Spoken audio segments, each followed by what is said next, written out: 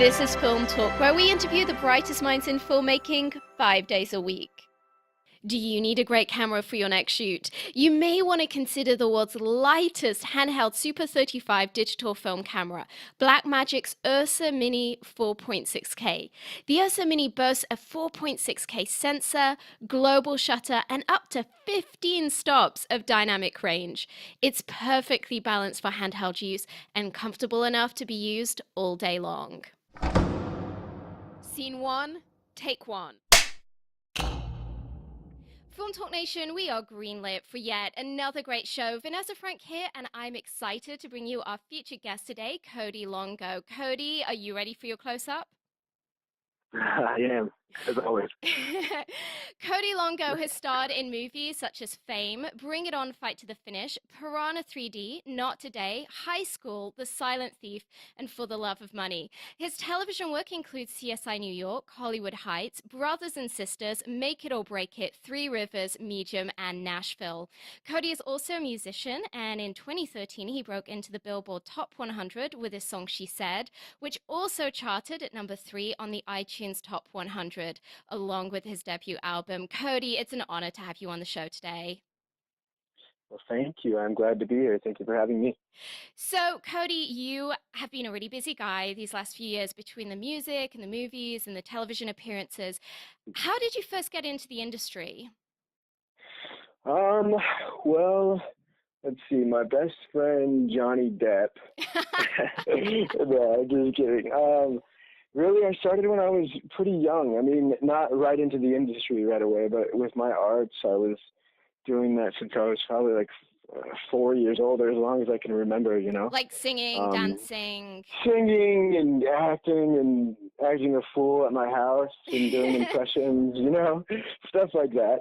And then I grew up and I did drama and plays in high school and continued with music, of course. And I actually started in the industry. I had a person that wanted to try to boy band me.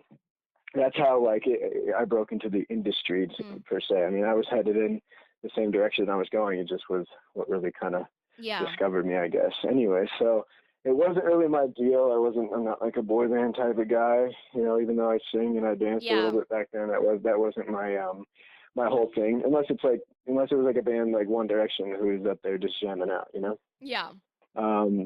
So I took the connection, and he ended up getting in some trouble down the road anyway, so it was a good thing for me to trust my gut, which will come up later, I'm sure. And I met this manager who managed me for the first 5 years of my career, and that was kind of it. And then I started at the bottom auditioning. Really? So at what point did you make the move to Hollywood? I moved when I was 17. Mm-hmm. Wow. Yeah, so you were green. Yeah. Oh, I was green as far as moving into a huge city knowing no one. Yeah. I mean, but I was ready to go and focused in and knew why I was going there. And it wasn't just to go and enjoy the weather. Yeah. And so how long, I mean, there's actors that can spend years and years and years stuck in that pattern of maybe only getting a couple of auditions each month and really struggling to get any kind of traction in their career. How swiftly after that move did you have that tipping point in your career? The tipping point probably came about 3 years in.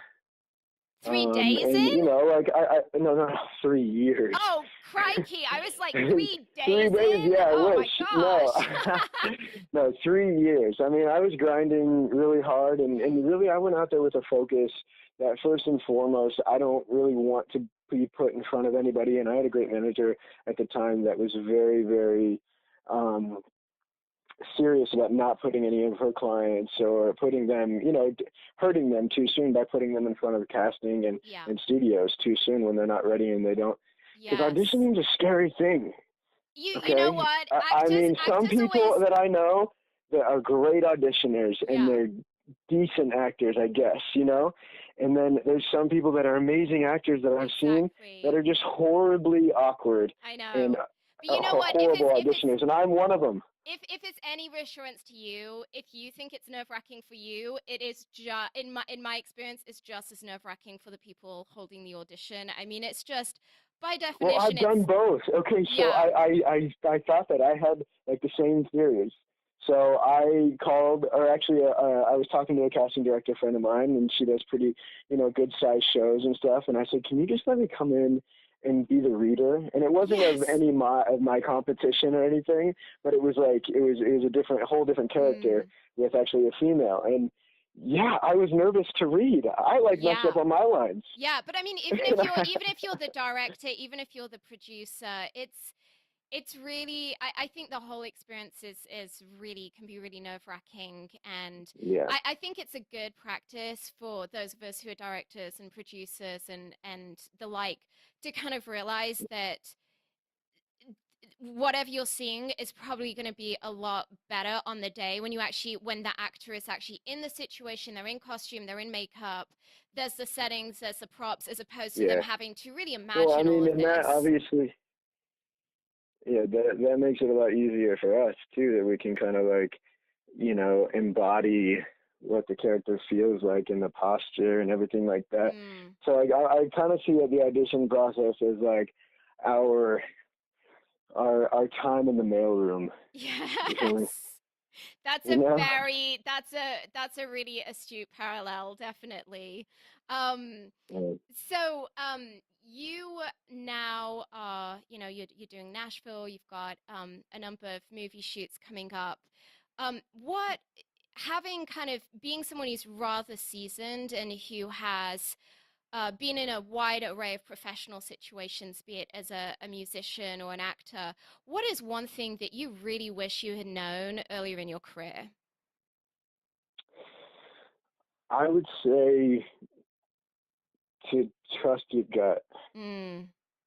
Um, yeah, that's truly one thing that I can look back, and this is kind of like in personal life too, and just growing in this career and growing in this business, and it's a whole different business than anything else in the world, It is. So I would say what I wish I would have known earlier is just to trust my gut on things, Mm. and to never don't be too shy, because sometimes it comes off as being too cocky or confident. Yes. Yes, it really And does. because I'm sort of a shy person, You are and that's so not a happened shy before. person. I That is a am. I promise. Out lie. in public, I am like, I feel like I should crawl in a hole.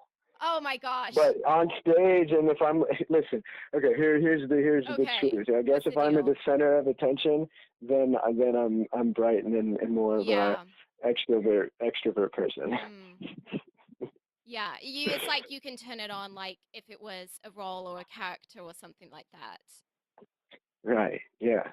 Yeah. But yeah, I think those are the two things that I really think back, and I'm like, man, I wish I would have followed myself instead of being pushed into another Yeah. direction, whether it's from an agent or a manager, or or somebody that's trying to, move you along too fast just for their benefit. Mm. Um, you know what I'm saying? So I that's what I think is just the trusting of the gut, and just Yeah. your art better than anybody else. Absolutely. Absolutely. Well, Mm-hmm. I actually was having this intriguing conversation a while back with some friends about the whole issue of like just how much pressure there is on male actors these days. And we were talking about how, yes, there is a lot of pressure on actresses as well, but how Mm-hmm. these days, when you look at movie stars from the 50s or 60s, all of the Bond actors, I mean, they were well built, but they were like Mm-hmm. normal human guys. And now you see the guys on screen, it's like they are so ripped. It's like inhumane. Like it's just you kind of just go like, how is this even possible?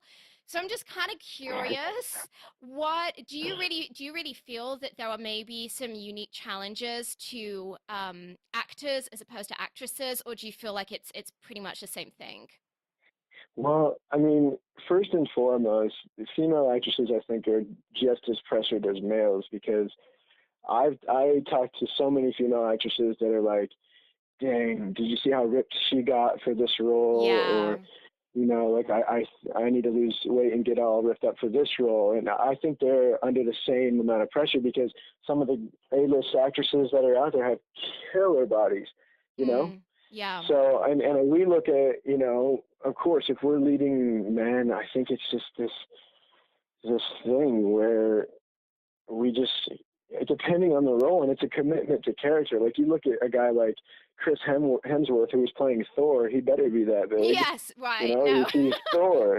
And yeah, like no Chris, pressure there. No Chris pressure. Evans, who's playing Captain America, he better oh my be ripped. gosh. You know? Yeah. So I don't know. I mean, I saw who else. I just think guys are doing it for the character. I don't think it's so much a pressure thing. It's just like guys losing weight and, you know, eating an apple a day for the mechanic. Yeah. What is it? Is it the mechanic with Christian Bale? Oh, yeah. Yeah. No, yeah, totally. Yeah, and so I just think really it shouldn't be seen as a pressure, but as a commitment to the role.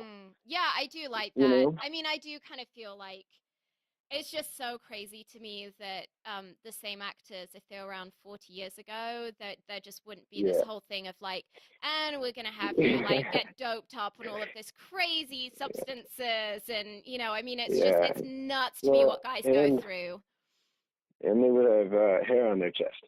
Yeah, exactly. It's like they are smoother than a baby's bottom. It's kind of crazy. But yeah, I mean, I'm not saying I don't appreciate it, but it is kind of nuts. So I think a lot of the ladies appreciate it. Yes. Anyway, moving swiftly on. Good for them. Yeah. Moving swiftly on from this rabbit trail we've gotten ourselves down. Cody, I would imagine that there's been a lot of ups and downs in your career. To be honest, I really don't know of anyone where it's been like, hey, it's just been smooth sailing the whole time. Yeah. What is the biggest challenge that you've encountered so far in your career, and how did you turn that situation around? I think the biggest challenge was, I mean, and we still face it. There's a couple of challenges. I mean, there's the challenge of having a career and a life in this industry and the pressures that come with it and the invasion, I guess, that it comes with. Yeah. You know, so there, and then it's also like when it comes to my craft and when it comes to having to prove yourself, I mean, not owning my art and staying out of my way and feeling in my mind and knowing that, you know, I'm worthy of getting this and worthy of getting that. And, so like just staying out of your own way and staying positive. And then a personal life thing, it's just, you know, everybody goes up and makes stupid mistakes. Yeah. You know, Only that yours one get person captured that I on know, camera, right? Yeah, there's not one person I know in my life that hasn't done some, you know, dumb things. And our lives are looked at so magnified. Yeah. It's just, you know, people are waiting for you to pick, you know, after you're doing well, they're just waiting to grab onto something, you know, whatever they can, even if it's truth or not truth. It's just they like feed off it. We've become this like animal when it comes to the press and all the tabloids, just because they're feeding it and spoon feeding it. Yeah. You know. Well, tell me, and how do you personally? Because I know you're really brilliant about having a strong rapport with your fans and continually putting great content out on social media. How do you find that balance between, particularly as a musician, where it's extremely important to continue putting out that stuff on Instagram and Facebook and all of this stuff? How do you find the balance between the need to do that and at the same time just kind of being like, I don't want paparazzi in my face 24 hours a day? I mean, how do you strike that balance? I think my social media sites that I run personally are, you know, both business and personal to my fans. You know, like the art that I put out and the music that I put out, I work for years sometimes on these projects, and once I'm done with them, I've created them and they're for you to, you know, you personally enjoy. Now, like it's theirs. So that's why it's so important to me, for me to kind of relay things that I'm thinking about for the day that might help that one person that's like feeling the same way I am that day. Or you know, we obviously use it as a business tool too, to keep the fans updated on what's going on and provide them with like behind the scenes cool stuff that's going on, so they feel like they're a part of this creation. Because Mm. I mean, the majority of the artists that I know want their fans and want their family to, and the people surrounding them and that support them to be a part of their art, and that's why they Yeah. share it with them. So Yeah. I think that's why I use it. I mean, with me, I keep things very subtle when it comes to my family, and I don't Yeah. believe in exploiting any of that. It's just that's my family and my stuff, and Mm. my fans, they'll know, they can, know who they are and know that I have a family. It's just, I just prefer to keep that as my art and my business, and Yeah. But I I mean, keep the two separate. how do you then draw that line between, because Mhm. I know I've seen like paparazzo footage of you. And I'm just Mhm. thinking, is that really tough to deal with when you're like, you know what, I'm just wanting to have a peaceful evening out with friends, and Yeah, before you know it, it's like you can't drive your car out of the driveway of that club or right. that I mean, restaurant.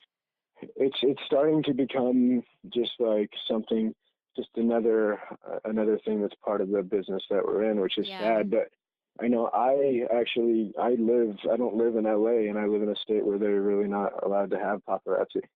Um, so that's one of the reasons I live in, Nashville. Mm. And Yeah, so I I mean, there fly is in like and out. no paparazzi in Nashville. It's pretty No, amazing.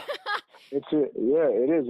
I mean, so it's it's very nice, and you don't have to worry about that. And Yeah, you can just kind of do your thing. it's a sick thing, but those guys are just a business, and they're trying to make a dollar too. It's Mm. America. So, Yeah. um, Oh my but yeah, I gosh. mean, I think the balance is just kind of just go about your business and do what you normally do. Yeah. Just don't mind that there's a couple people taking pictures of you while you do it.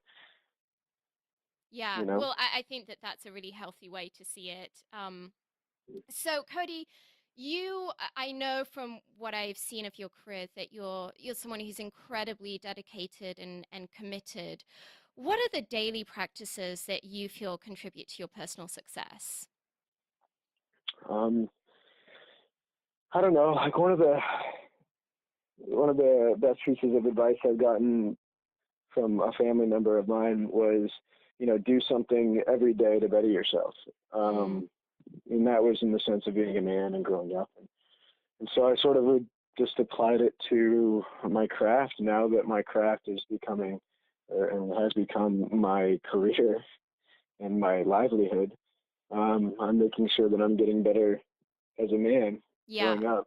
And then also every day I'm doing something, at least one thing a day, to make sure my craft is getting better. And I read a lot, and I think reading, I don't know, maybe I just tell myself this, but I think reading is a huge way to increase everything about your brain. I absolutely Um, agree. So are you reading nonfiction? Are you reading fiction? Are you doing I both? love, okay, so I love nonfiction, like mysteries and like murder Like cases, true and crime? yeah, like true crimes, and I love reading about recovery and intervention style. Like somebody who's been down and out and a Yes. drug addict, and somebody who's actually very important in the world and done amazing things, and how they came out and recovered. I think I'm obsessed with with hope. Yes. Well, I've come it's a down good to thing this. to be obsessed I had by. to sit down with myself, and I'm like, Cody, why do you like reading these horribly sad books? Is everything okay? Like I had to do a self check, Yeah. and I really found that what inspires me about them is the hope within these stories. Even if they end Mm. up passing away at the end, it's just they relay this message that they were doing everything in their efforts to share their struggles with the world, and you can see the positivity out of it. Yeah. Hopefully, Well, I could definitely see that for you as an actor, having that kind of a story arc is it's really compelling, because I mean, I was musing about this a few days ago, thinking it's like, so in a way it's such a cliche that actors are like, I really want to play a drug addict yet, and Right, next, and it's right. because like that's often that's just such a strong storyline of someone who's doing crystal meth or something like that and gets cleaned up. Mm-hmm. Um, Yep. so, um, well, Cody, I know you mentioned you don't love auditions. Is that, I'm just wondering, are there any shortcuts or hacks that you found makes your working life a little bit better that you can maybe share with some of our listeners that are in your same line of work as an actor? Um, hacks. I don't know if there's any hacks to the system yet. Um, I used to blow on my thumbs You used when to I felt what? anxiety. Blow on my thumbs when I felt What? anxiety. That Yeah, is I so had this. I random. read this. I was like, how do you?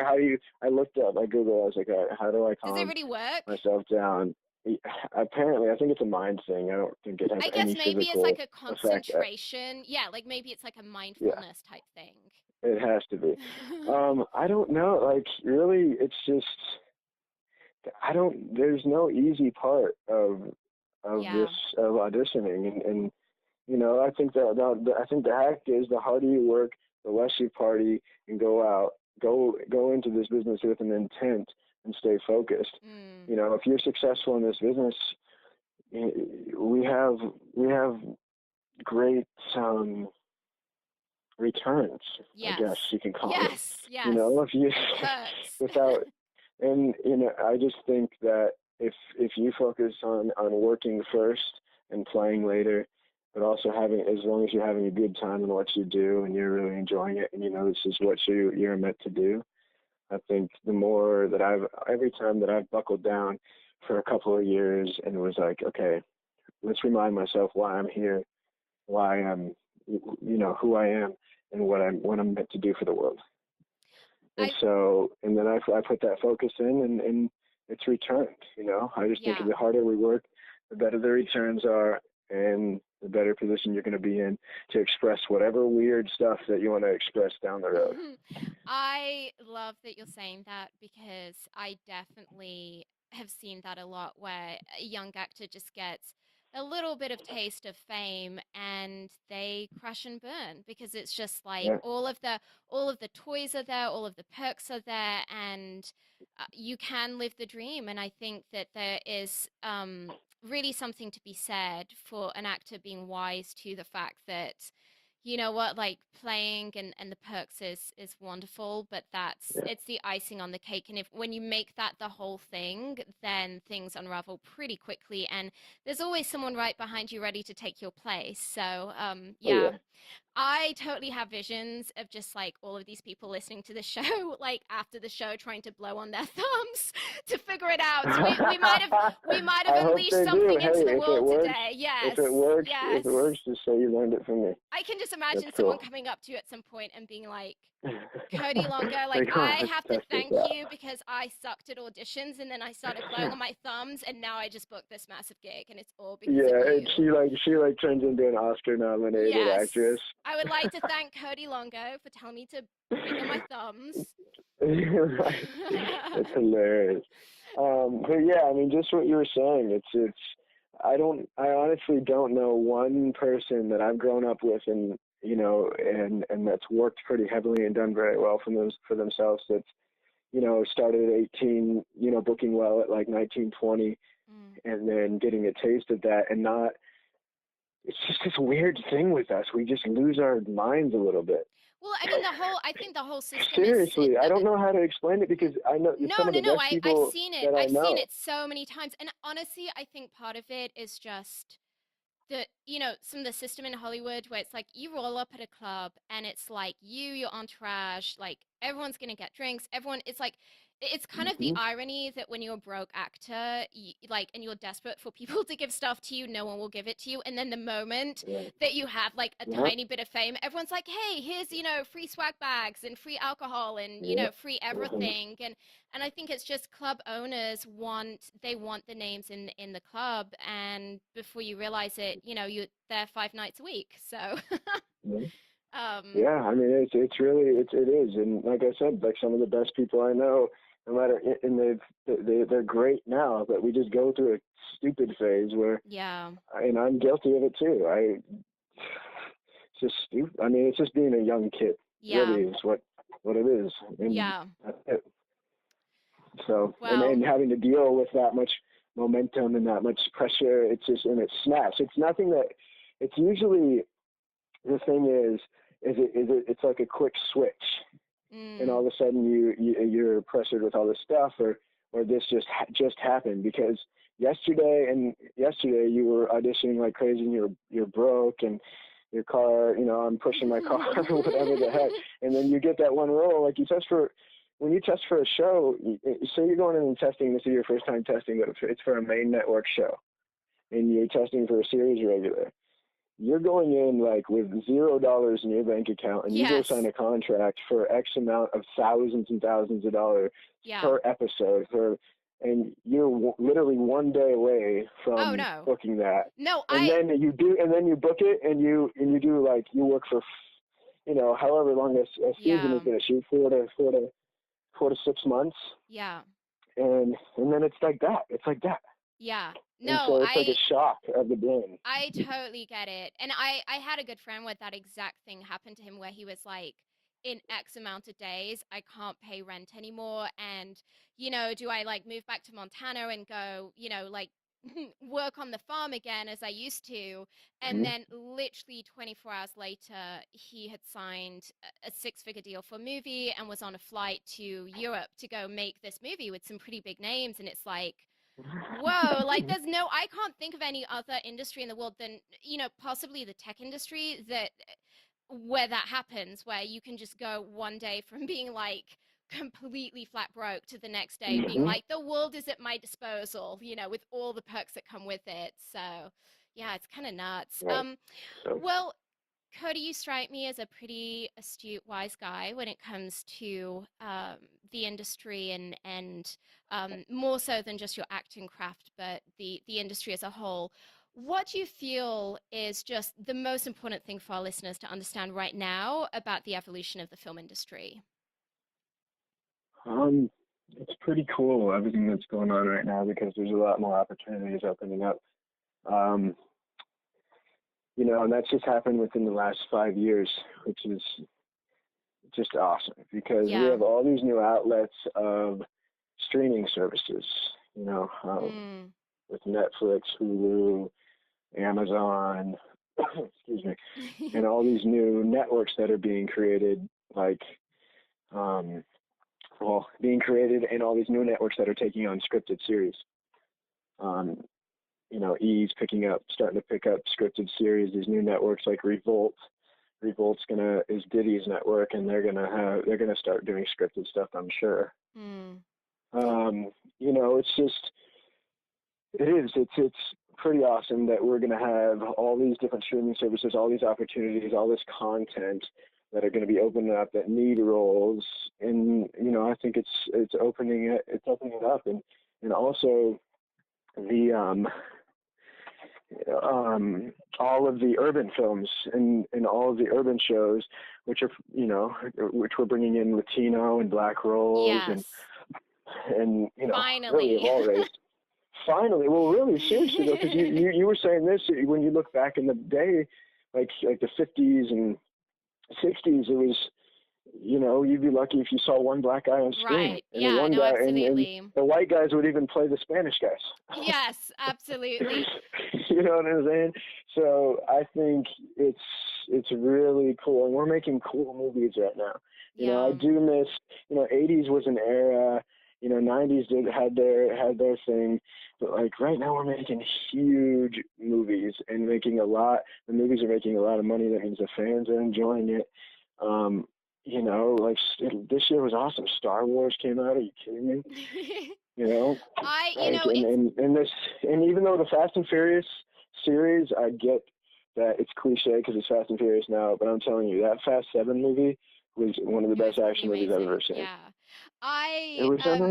It's been really refreshing to me kind of asking this question of a number of actors, because typically, more so on my side of the industry, which is more like directing, producing kind of side of things, there's a lot of people honestly like freaking out right now, just saying, wow, there's some very real challenges in terms of figuring out this shifting landscape and some of the liabilities that go with that. But it was so refreshing the other day. I was getting to chat to Katie Garfield, who co-stars with Armie Hammer in The Birth of a Nation that just was this Mm. massive hit at Sundance. And I Oh asked her yeah. this question, and she really said to me the same thing that you just said, which was, you know what, there has been so many more auditions in the last few years, and that Mm. for you guys as actors, it's kind of like all of a sudden, like, wow, where beforehand there was a pretty tight bandwidth of kind of who the gatekeepers were.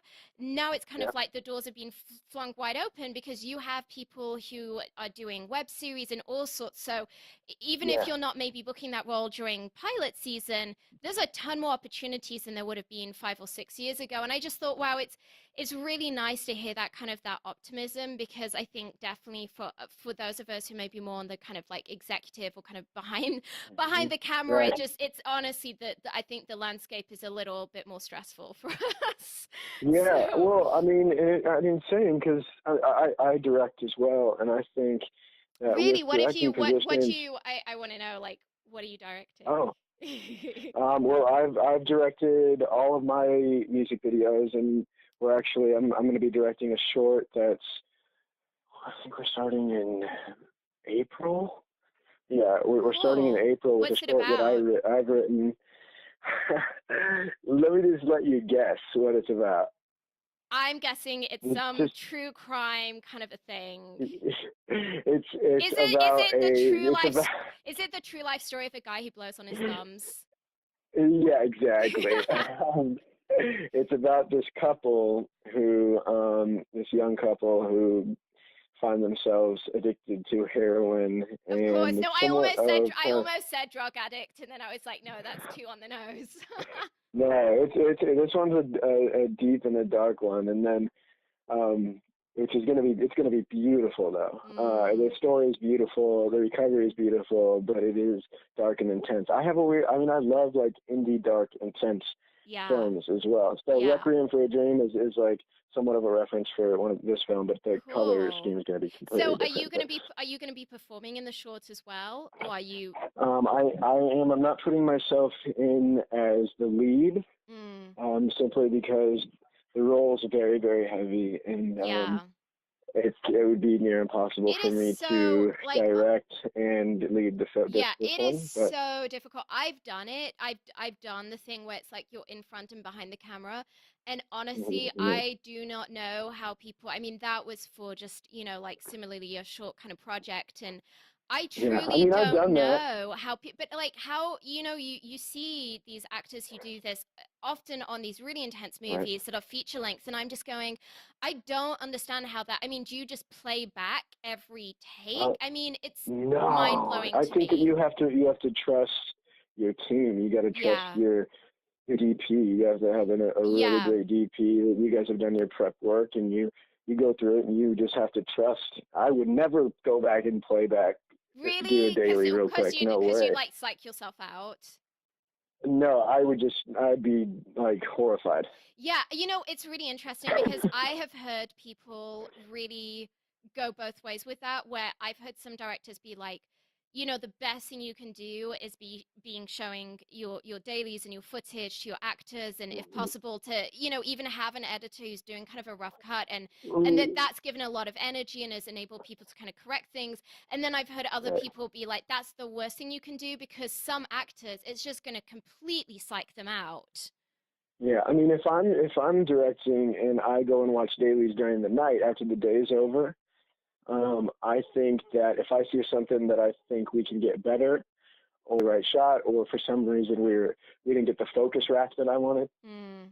um, I would go to the actor, which I actually have had a director come back, and he just didn't it didn't go the way that he wanted with this scene with I was in with like three other people, Mm. and we reshot the thing. I mean, he sat down and had a conversation with us and told him, hey, like, look, here's the deal. Here's what I need from you, and let's just make it work. We're in this Yeah. together. Yeah, You that's pretty cool. I hate having to make that call where you have to like call an actor and be like, "So, we have to reshoot this scene because your makeup looked awful or what have you." It's just it's a because you had a horrible. big you had a messy nose, and it's so Oh, distracting. no, I know. I mean, I I've always tried to phase it, to kind of phrase it to them as, listen, I want what's best for you, and I know you aren't going to be happy with what this looks like, so like this is kind of something we're Ooh, doing for you, you're you know? you're rough. You're rough.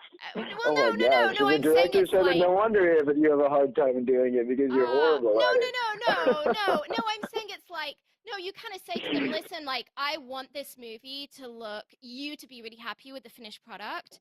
And honestly, I just kind of feel like this shot, like, we messed up something here. And I Yeah. just really want to make sure that we give you the opportunity to look as good as you possibly could do on this. And I found that can make it Yeah. go down a bit easier, but it's definitely not a fun Well, call to have to make. so just a word of advice to us sensitive people.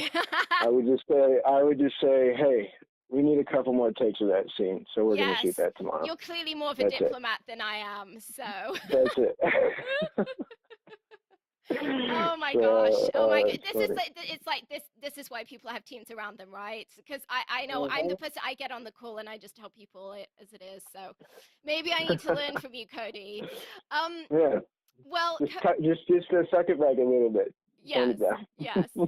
Well, Cody, we're about to enter our final act in which we're going to be getting some of your top recommendations, but before we do so, Sure. let's take a moment to thank our sponsors. When you're putting together that masterpiece movie, the coloring is a major creative decision. It can make the difference between whether the audience interprets your story as warm, cold, dark, or light, and it can help define the genre of the film. Here's a quick tip. Horror movies tend to have blue tones, romantic comedies tend to have warm tones, apocalyptic movies tend to be grey and washed out, movies in which reality is off kilter tend to have green tones, and action movies tend to feature a lot of teal and orange, particularly in their artwork. The Emmy Award winning Da Vinci Resolve from Blackmagic will help you get that perfect color for your next production. The Da Vinci Resolve 12 combines professional non-linear video editing with the world's most advanced color corrector, so you can now edit, color correct, finish, and deliver all from one system. The Da Vinci Resolve is completely scalable and resolution independent, so it can be used on set, in a small studio, or integrated into the largest Hollywood production pipeline. From creative editing and multi-camera television production to high-end finishing and color correction, only Da Vinci Resolve features the creative tools, compatibility, speed, and legendary image quality that you need to manage your entire workflow, which is why it is the #1 solution used on Hollywood feature films. Cody, welcome to the final act where you'll be sharing incredible resources and mind-blowing answers. Are you ready? Sure. No pressure. Cody, what is the best advice you've ever received? Oh my gosh. Best advice I ever received. That's such a big one. I would say that, oh my gosh, become, okay, there's a couple. So one of the top advices that has driven me my whole life, but I heard it when I was like 9 years old. So I was like, oh my gosh, that's deep, Grandma, but it's really not that deep. It's everything you do in life, do it passionately. Yes. You had a wise grandma. Yeah, I had a wise grandma, so that's always driven me and always stuck into my brain for some odd reason. And but I also think some of the best advice that I've gotten has to be, one is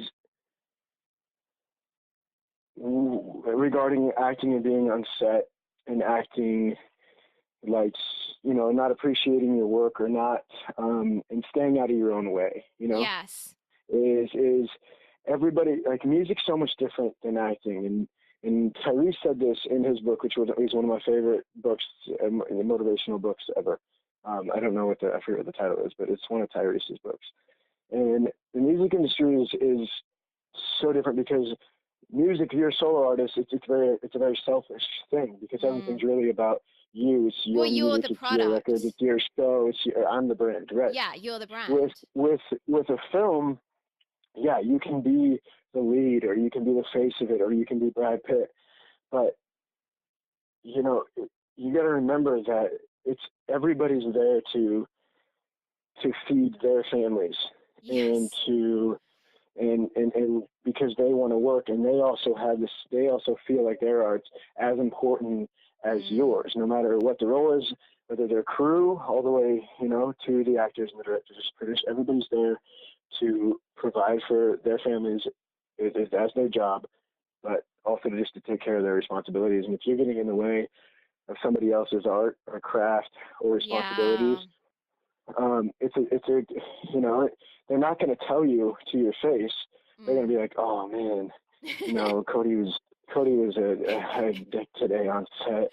He's causing issues. He's being a divo, whatever it is. And so I just think to remember that and to stay humble, and that you take every piece of blessing that's given to you with a job and with being the lead of anything or whatever it's taken, just to appreciate it and treat it as it's the first, as it is, like it's the first one. Yeah, I absolutely agree. And actually, it's one of the reasons that I really enjoy doing this show is that it's a show that enables our audience to discover just how much work goes into something like being a costume designer or a VFX artist. And I feel that the more that we all understand what everyone else in the industry does, the more we have empathy to realizing, wow, it takes a lot to get to this point in one's career, regardless of what sector of the industry one is in.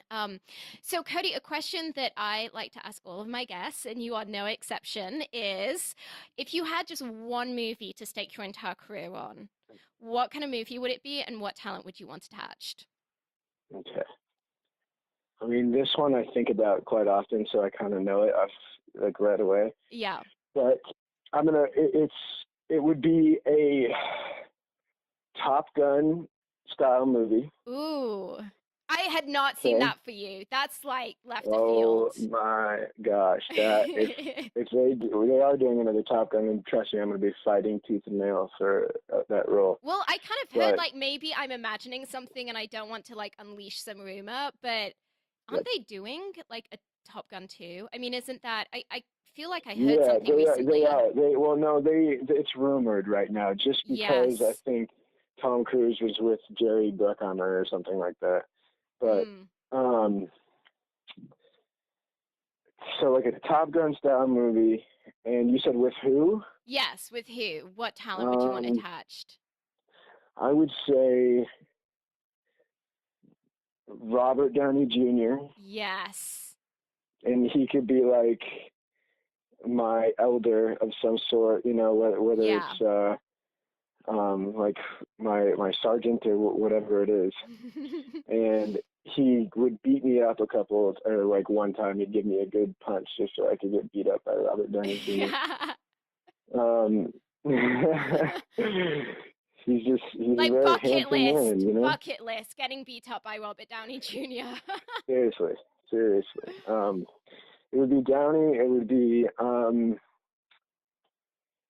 Pitt would play. I mean, no, it would be Downey. It would be Giovanni Ribisi. Right? He's the one that's Giovanni Ribisi. I believe that's him. And then it would be Miles Teller. Would be like my goose. Yes. Or my partner. You know what I'm saying? Because I love that kid and he's hilarious. And then I don't know who else to be like the. That sounds like an amazing. Antagonist. That is such an amazing cast. So Isn't it? It's like Bruckheimer if you're out there and you're listening. Yeah, I mean that would be such a fun. That would be it right there. Yeah.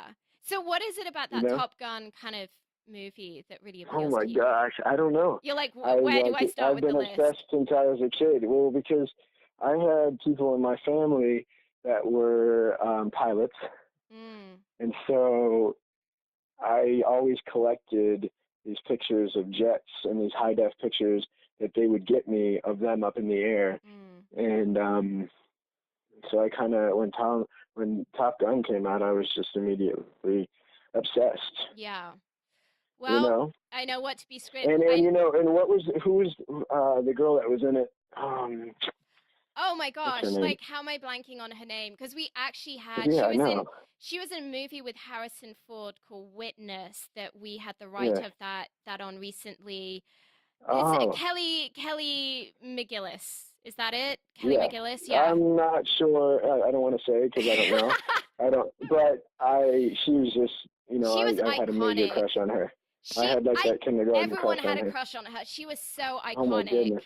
I Hmm. like just wanted to be blonde and American so I could be like her. So, Right, and I wanted to be Tom Cruise. So. well, there you go. There you go.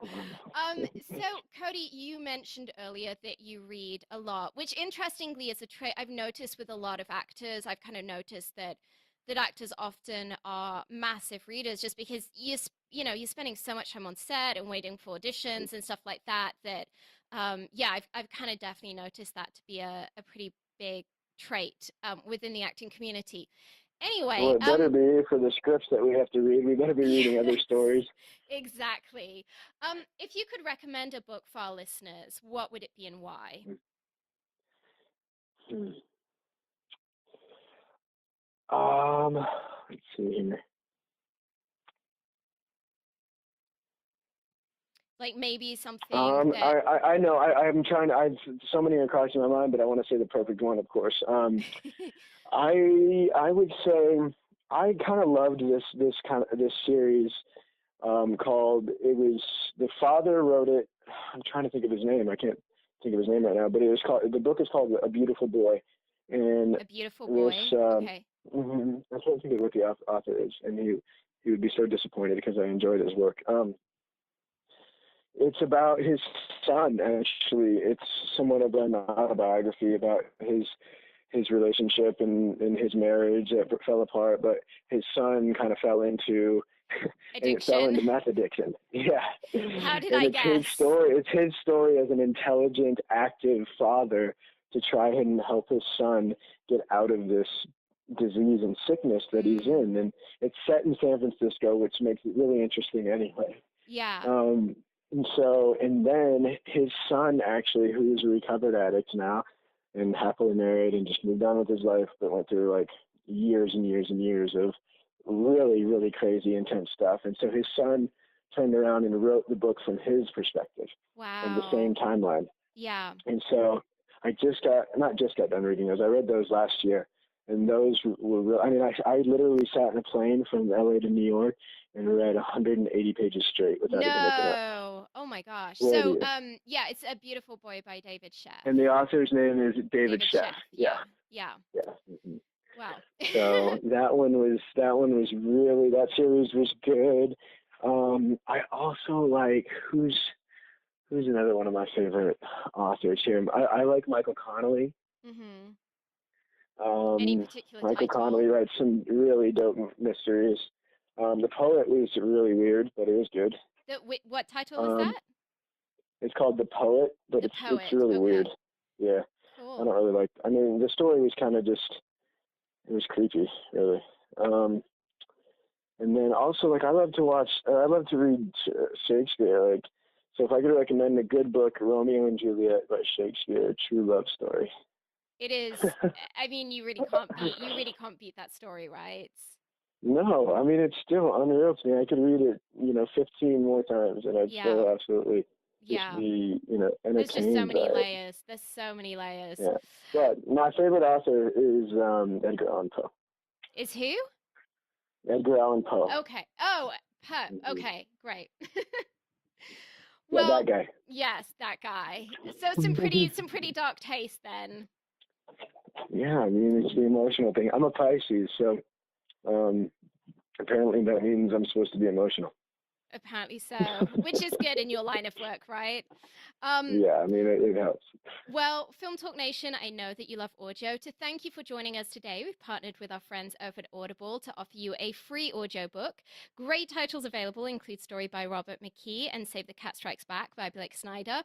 If you haven't already done so, you can claim your free audiobook at audibletrial.com/film talk. That's audibletrial.com/film talk. And this link will also be included in today's show notes. Cody, if you could recommend a single movie for our listeners, what would it be and why? Ooh, you really going for him. I know. My goodness, I would say, oh my gosh, yes, the movie Chef.